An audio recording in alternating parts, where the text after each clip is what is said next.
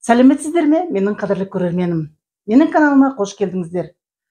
Бүгін біздің сіздермен бірге кезекті кездесуімізде мен сіздерге тағы бір корей халқының ұлттық тағамдарының бірі фунчоза салатын көрсетейін деп отырмын.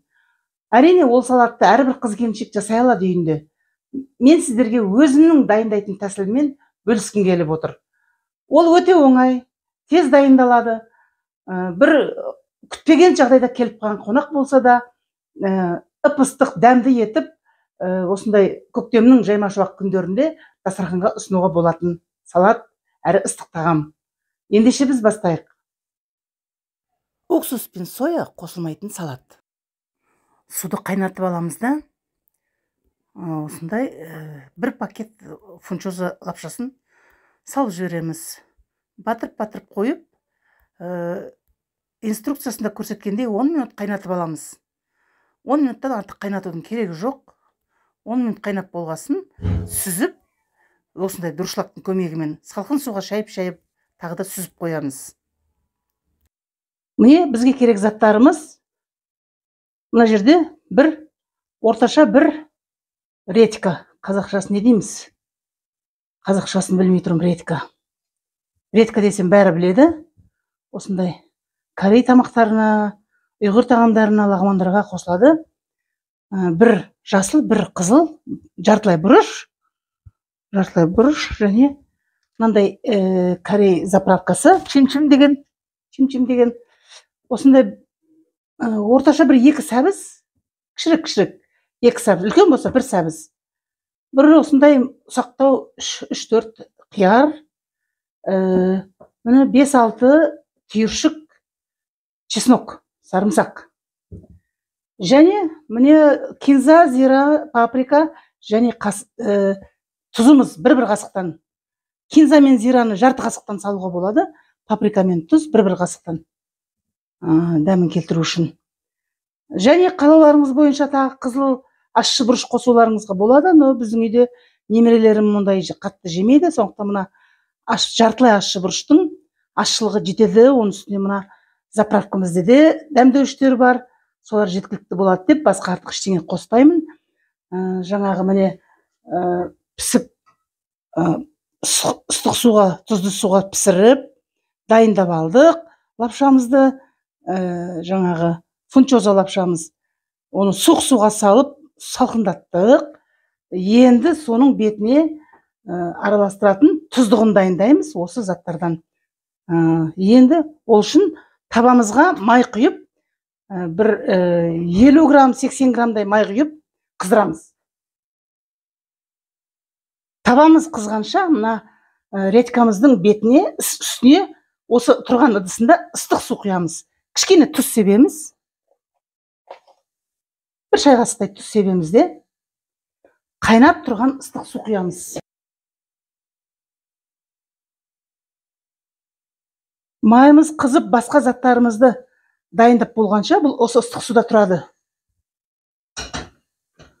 Өзінің бір ащылау дәмі болады, соны кетіру үшін батырып қоямыз. Тұзын шамалы аралассын деп қозғап қоямыз.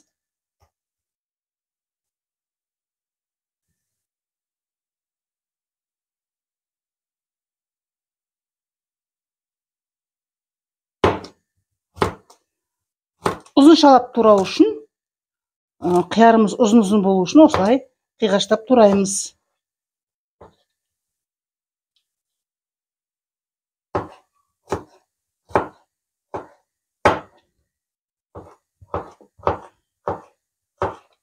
Қатты ұсақтаудың қажеті жоқ.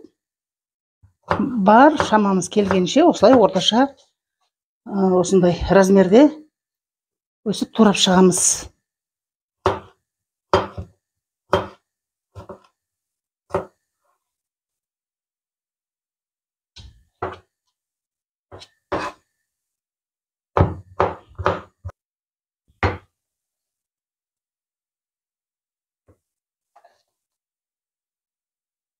Енді мына бұрышымызды турап аламыз.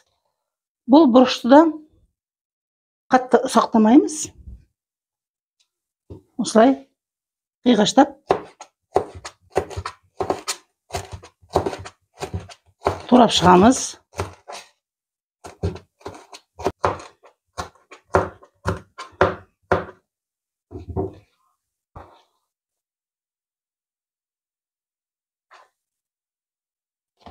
Чесногымызды тураймыз.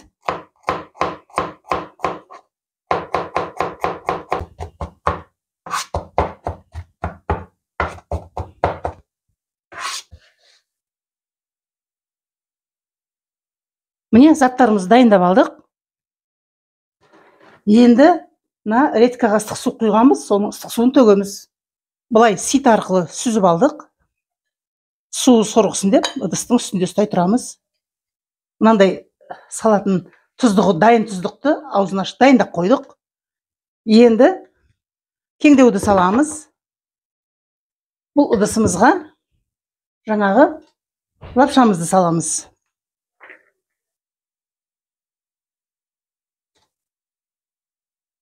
Бұл лапшамызды кішкене қиып аламыз. Былай, пышақпен. Қатты емес, жай-жай.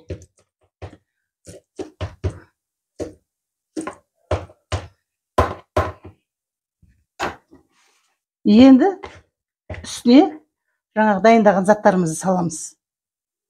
Қиярымызды,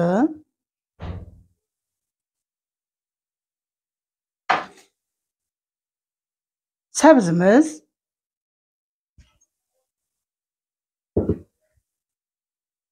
бұрышымыз, чесногымыз, бір шай қасық тұз,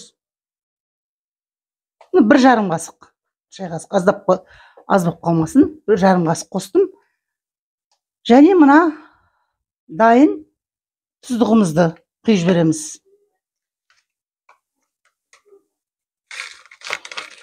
Пышақпен қырып, ішіндегісін түгел түсіріп жібереміз.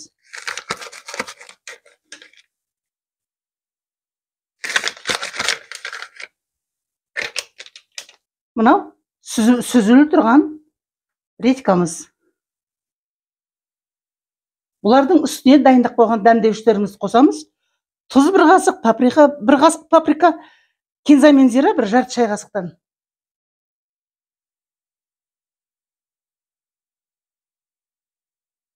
Сұйық майымызды қыздырып қойған едік. 50-60 грамм, 70-80 грамм дегеніміз 5-6 қасық. Соны үстіне құямыз. Чесноктың, дәмдеуіштің үстеріне құюға тырысамыз. Енді жақсылап араластырамыз.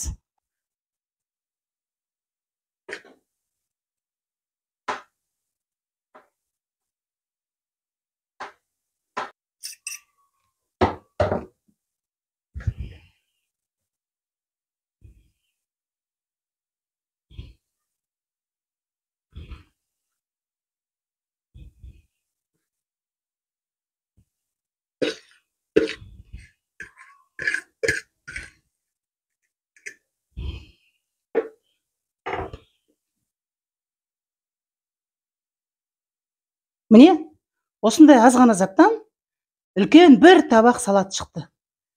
4-ке бөліп үлкен қонақ дастарханға 4 жерден қоюға болады. Міне, қараңыздар. Бір пакет лапшадан кішкентай 4 қиярмен кішкентай бір 2 сәбіз, 2 бұрыш қосқанымыз бар болғаны. Осынша салат шықты. Дәмі тіл үйретін, иісінің өзі қалай бұрқырап тұр. Чесноктың иісі шығып, тәбетіңді ашады. Ас болсын, осылай жасап жеп тұрыңыздар. Көктем кезінде көкөніс қосылған осындай фунчоза салаты ағзамызға да пайдалы. Пікір қалдырыңыздар, лайк басыңыздар. Менің каналыма тіркелмеген болсаңыздар, тіркеліп кетіңіздер. Ас болсын.